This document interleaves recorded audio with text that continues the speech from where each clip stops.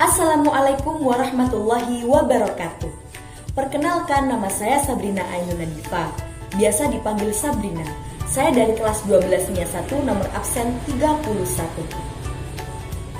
Pada video pembelajaran kali ini, saya akan bahas tentang persoalan mengenai kemajuan ilmu pengetahuan dan teknologi dan kaitannya dengan pelanggaran hak asasi manusia yang terjadi saat ini.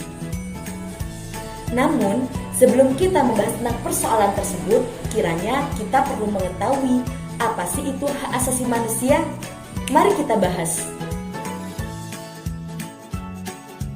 Yang pertama adalah pengertian hak asasi manusia. Hak asasi manusia adalah hak kodrati yang melekat pada diri setiap manusia sejak ia bernyawa dan merupakan suatu anugerah dari Tuhan Yang Maha Esa. Hak asasi manusia ini wajib dihargai dan wajib dilindungi oleh negara, hukum, serta setiap orang. Karena pentingnya hak asasi manusia ini, keberadaannya pun diatur dalam Undang-Undang Nomor 39 Tahun 1999. Undang-undang ini disahkan oleh Presiden ketiga kita, yakni Bapak Baharudin Yusuf Habibie pada tanggal 23 September 1999 di Jakarta. Adapun 10 pokok isi undang-undang ini adalah: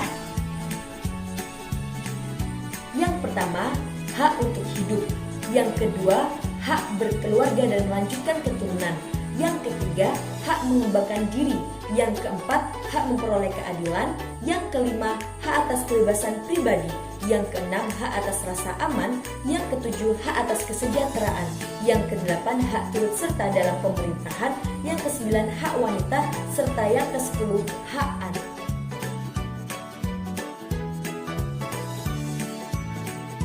Satu, bersifat hakiki. Bersifat hakiki artinya seperti definisi yang telah dijelaskan bahwa hak asasi manusia itu akan terus melekat pada diri seseorang, tidak dapat dihapuskan dan tidak dapat dihilangkan.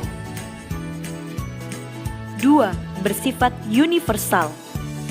Bersifat universal artinya hak asasi manusia itu berlaku secara menyeluruh di setiap negara tanpa terkecuali, sehingga hak asasi manusia pun tidak terbatas oleh ruang, waktu, dan juga tempat, sehingga hak asasi manusia pun harus dijunjung tinggi. Yang ketiga, bersifat tetap dan tidak dapat dicabut. Bersifat tetap dan tidak dapat dicabut artinya hak asasi manusia itu merupakan anugerah dari Tuhan Yang Maha Esa kepada setiap manusia. Oleh karena itu, dia akan terus hidup dan melekat pada diri manusia tersebut. Tidak dapat dihapus, tidak dapat dihilangkan, tidak dapat dicabut, dan tidak dapat diambil secara sepihak. Yang keempat, bersifat utuh dan tidak dapat dibagi. Bersifat utuh dan tidak dapat dibagi, yang artinya setiap orang harus mendapatkan hak asasi manusianya itu secara utuh, seperti hak pribadi, hak sipil, hak berpolitik, dan hak-hak lainnya. Setelah kita bahas tentang definisi dan juga sifat-sifat dari hak asasi manusia, nah kita akan bahas nih kaitannya antara ilmu pengetahuan dan teknologi dengan hak asasi manusia. Apakah hanya berdampak positif saja? Karena memang tidak dapat kita pungkiri bahwa kehidupan manusia itu semakin hari semakin modern, semakin hari semakin canggih. Kita tidak dapat pungkiri bahwa globalisasi, bahwa semua kemajuan ilmu pengetahuan dan teknologi ini dapat dan banyak berdampak positif bagi kehidupan kita sehari-hari. Adapun dampak positif dalam pemenuhan hak asasi manusia adalah sebagai berikut.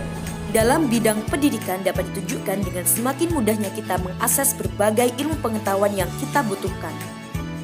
Lalu dalam bidang komunikasi adalah dengan memudahkan kita untuk saling bertukar informasi serta menjalin tali silaturahmi walau tanpa bertemu secara langsung. Ketiga, dalam bidang ekonomi berperan penting dalam segi pemasaran dan penjualan suatu produk sehingga dapat diketahui banyak orang dan membuahkan hasil yang maksimal. Selain 3 contoh yang telah dijelaskan, sebenarnya masih banyak lagi loh dampak positif kemajuan ilmu pengetahuan dan teknologi yang berkaitan dengan hak asasi manusia, yang pada intinya dapat menjadikan suatu pribadi itu akan lebih dapat berekspresi dan juga berpendapat. Terlebih terkhusus pada suatu negara pemerintahan itu, hubungan antara rakyat dengan pemerintahnya itu akan terjalin dengan lebih baik karena adanya kemajuan ilmu pengetahuan dan teknologi. Namun, pernahkah teman-teman mengira bahwa kemajuan iptek ini pun juga banyak disalahgunakan sehingga dapat berdampak negatif seperti pelanggaran hak asasi manusia? Padahal seperti yang kita tahu bahwa HAM sendiri itu sudah mempunyai jaminan konstitusi hukum di negara kita Indonesia. Sebelum kita membahas apa saja sih dampak negatif dari kemajuan iptek ini, kita juga harus mengetahui faktor-faktor penyebab pelanggaran hak asasi manusia itu sendiri. Yang pertama adalah sikap egois atau terlalu mementingkan diri sendiri.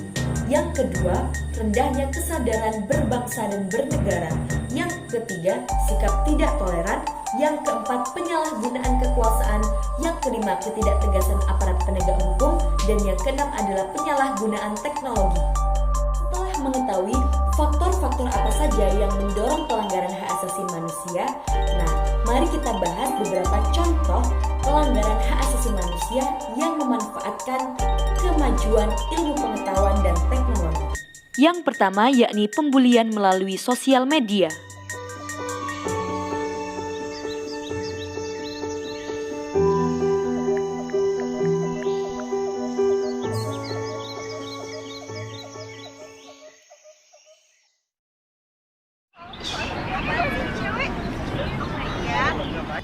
Guys, lihat deh. Lihat, gimana kan? Itu siapa sih? Aku nggak tahu asli. Aduh, pede banget ya kamu. Ini pede banget. Parah. Ini pede banget gitu ya. Itu kontennya wow. So cantik. Lo harus viralkan ini. Iya, lo bikin story viralkan. Viralkan.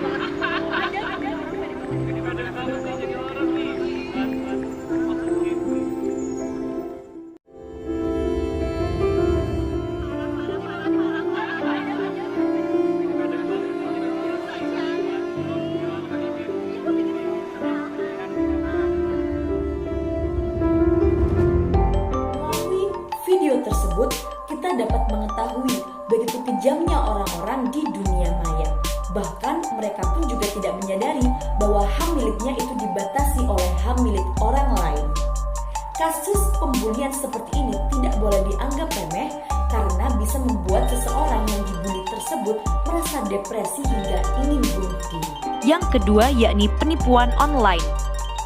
Kasus penipuan online seorang warga Badung ditangkap di Solo. Untuk teman-teman yang ingin membaca berita ini cukup pause videonya ya. Kasus yang telah dijelaskan tadi merupakan salah satu dari banyak kasus penipuan online yang terjadi di Indonesia. Memang benar ya, lewat jejaring sosial semuanya keinginan kita bisa terpenuhi. Bahkan untuk mendapatkan uang dari hasil penipuan pun dapat kita lakukan. Seharusnya ini tidak terjadi, karena kita pun juga harus menyadari bahwa ada hak orang lain yang harus kita jaga dan kita hargai. Tidak melulu hak kita yang harus kita utamakan. Yang ketiga, digital kidnapping. Digital kidnapping atau penculikan anak digital sekarang sudah marak terjadi. Wah, ternyata kemajuan iptek ini pun juga mengerikan ya kejahatannya. Bahkan ini bukan hanya melanggar hak asasi milik orang lain, tapi juga merupakan suatu tindak kejahatan yang pelakunya harus dihukum dengan tegas agar tidak terjadi kasus yang serupa. Wah, ternyata menurut penjelasan tadi begitu banyak ya dampak positif dan juga dampak negatif dari kemajuan ilmu pengetahuan dan teknologi.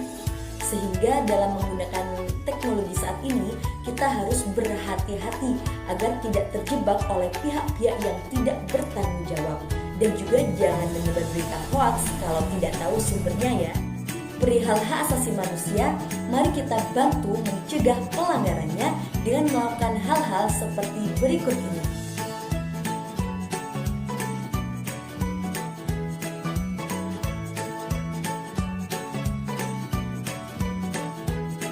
Cukup sekian video kali ini, semoga bermanfaat. Wassalamualaikum warahmatullahi wabarakatuh.